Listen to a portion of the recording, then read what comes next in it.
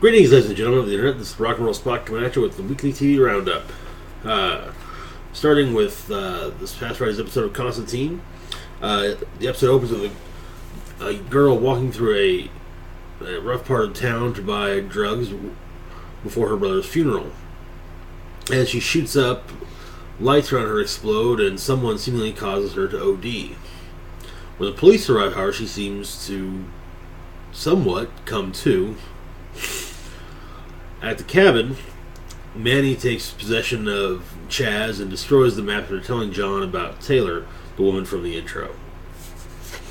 At the hospital, Zed touches Taylor and gets a vision of a light above Taylor and soon has a seizure.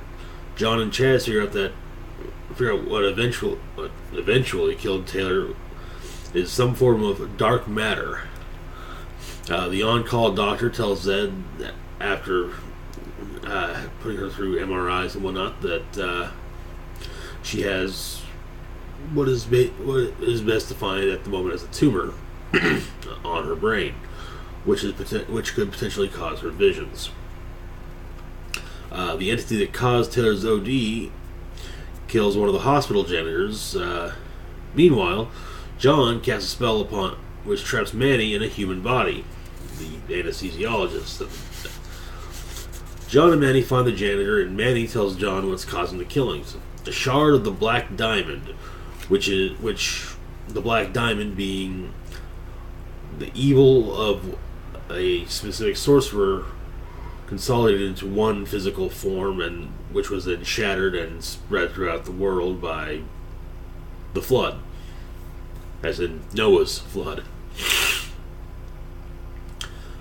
One of the shards is also at the cabin. John and Chaz test the effects of the Black Diamond shard on a human, brings out their rage and also doubles her strength. Manny and John realize that perhaps the killer is targeting people that gave up a second chance at life in general, as both the janitor and Taylor had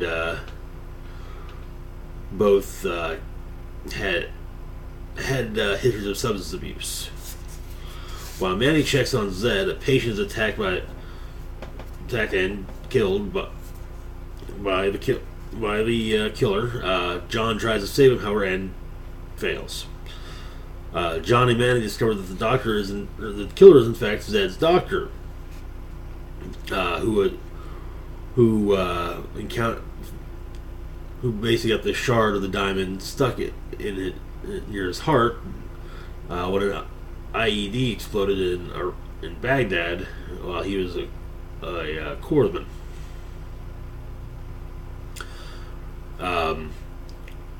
John realizes what needs to be done is releasing Manny and stopping the doctor, as holy light will truly destroy the dark matter of the diamond. And so he does so. The next day, at a church, John, Zed, and Manny have a chat,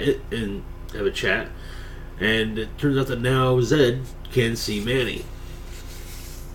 Now, this basically brings in the concept of the DC character known as Eclipso, who is empowered by the Black Diamond.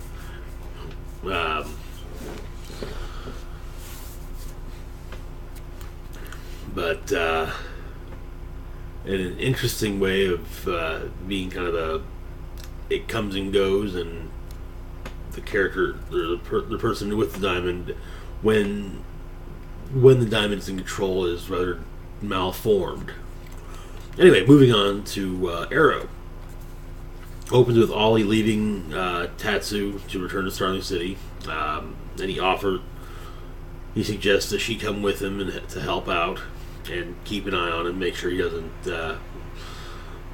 mess up her work on him. In Starling City, Roy and Laurel take down some of Brick's men and are seen by Sarah and Roy's old friend Sin, who mistakes Laurel for Sarah. Captain Lance offers to give Team Arrow all the info the SCPD has on Brick, And when he does, when Roy picks it up, Captain Lance immediately recognizes him as Roy. Merlin and Thea continue their training. Felicity discovers that Brick killed Merlin's wife. Merlin, having set up surveillance in the Arrow Cave, also learns this, and he makes plans to go after Brick on his own. Felicity traces the walkie-talkie signals Brick's men used to the SCPD precinct in the Glades. Roy and Felicity go after Brick, only to have Merlin interfere and offer an alliance. The alliance is soon rejected, even with having heard some arguments for why maybe not the worst idea. Roy and Laurel do a little bit of recruiting. Roy recruiting Sin, and Laurel recruiting Ted Grant to help, and also bring in people. And this leads to a massive street brawl against Brick's men. Merlin catches up with Brick. However, Ollie, having shown back up in Starling, talks Merlin out of killing Brick and announces his return to Starling City, and basically delivers Brick to the SCPD. In the aftermath, Sin tells Captain Lance that the current Canary is not Sarah. Ollie enlists Merlin's aid in training him for his next fight with Ra's al Ghul. The flashbacks are basically the period just before and after Rebecca Merlin's murder. Moving on to The Flash. Opens with Barry getting ready for a date with Linda. The two go out for Mexican food, and she basically declares herself the master of peppers in Central City. Twice during the date, Barry manages to slip out to save people. Firestorm finds an old classmate of Professor Stein's and injures him rather severely, pretty much putting him on the team's radar.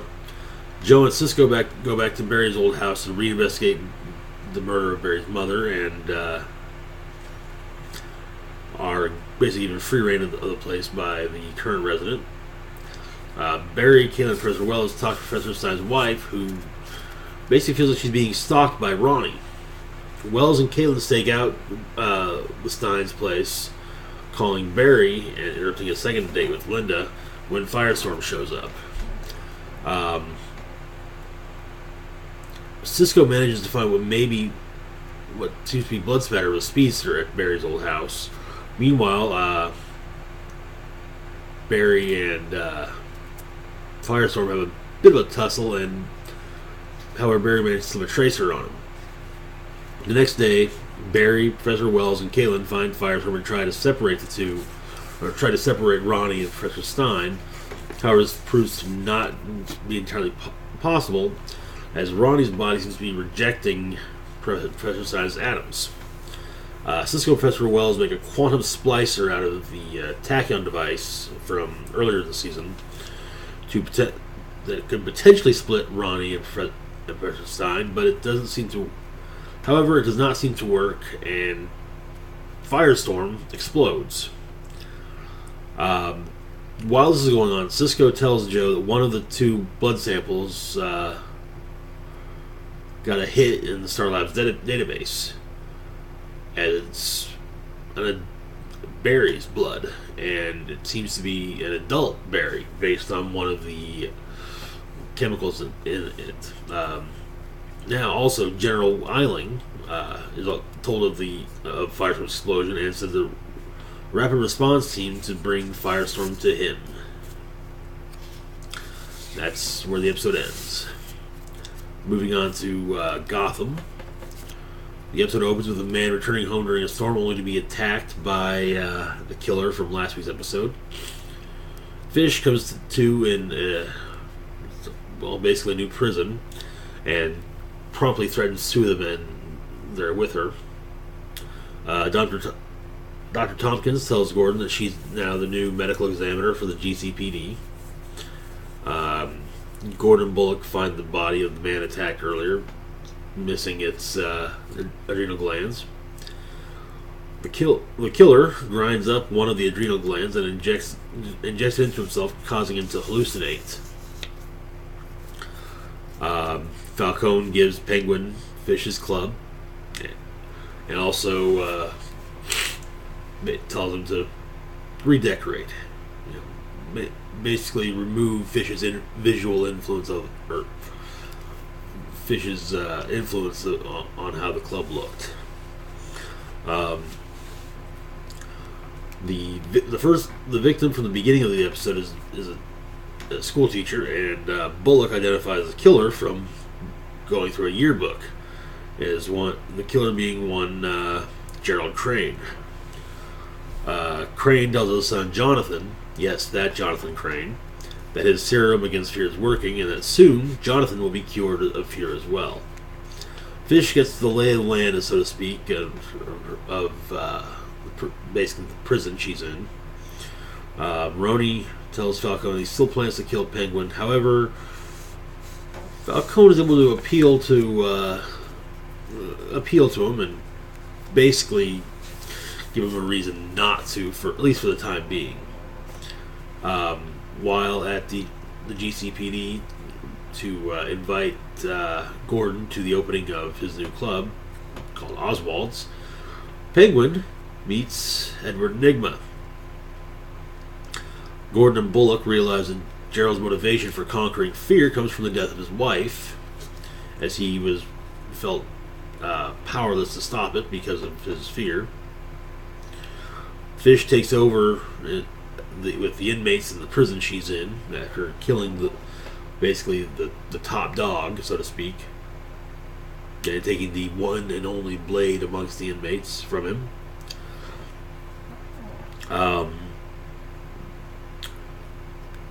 Bullock and Gordon show up at the Crane's old residence to arrest Gerald, and Gerald injects Jonathan with a massive dose of his fear serum, under a scarecrow no less, before being shot down by Bullock and Gordon. Bruce has the tradition of his father's and sprains his ankle in the process, leading to him and Alfred watching the sunrise together. Also, while trying to get back up a hill, Bruce has to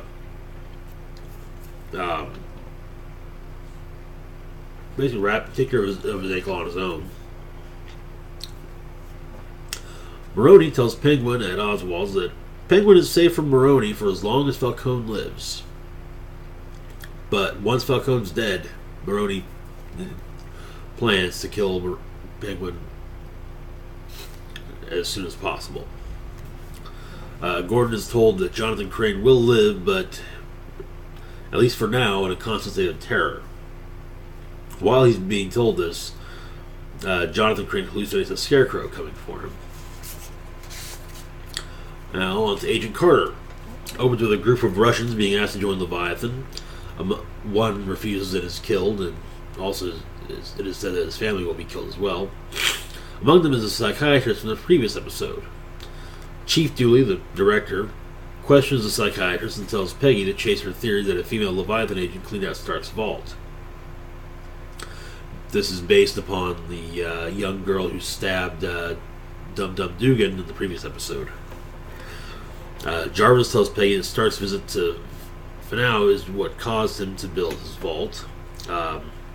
Dottie, the girl at the Griffith that handcuffs herself to her bed at night, interviews for a dental assistant position in an effort to place herself near the SSR's phone company front.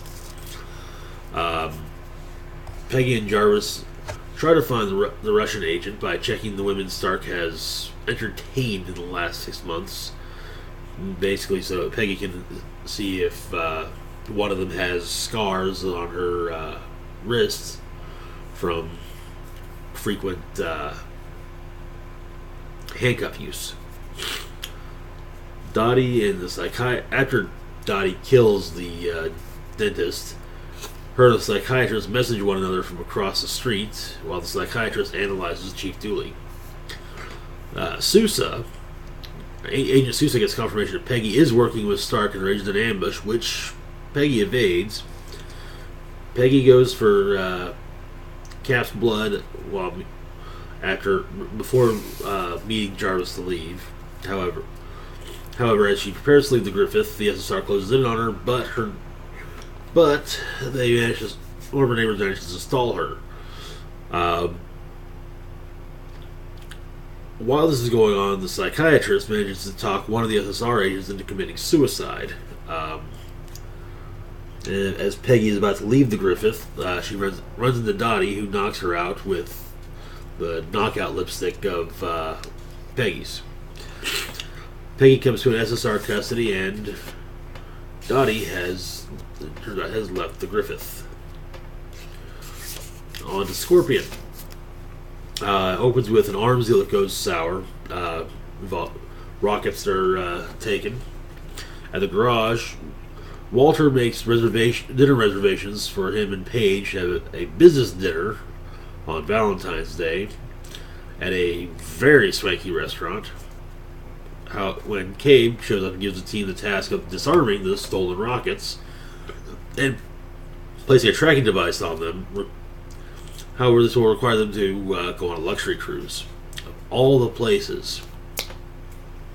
Once aboard the cruise, the plan pretty much goes wrong in every way it possibly can, starting with the fact that the team is unable to get the rockets disarmed before the ship leaves port. Cabe and Walt are seen by one of the arms dealer's henchmen, leading to the arms dealer taking over the ship. Walter begins his own form of hostage negotiations with rescue chopper en route. Meanwhile, Toby, Happy, and Ralph, who has faked being sick at school, manage to save the chopper, but only just by hacking a Japanese destroyer's computer systems to basically destroy the rocket that the arms dealer fired at it. However, the team manages to stop the arms dealer and make it back to shore. Walter cancels his business with dinner with Paige, saying take the weekend, and basically tells Sylvester, who means to take Walter's sister out to dinner, to use his dinner reservation.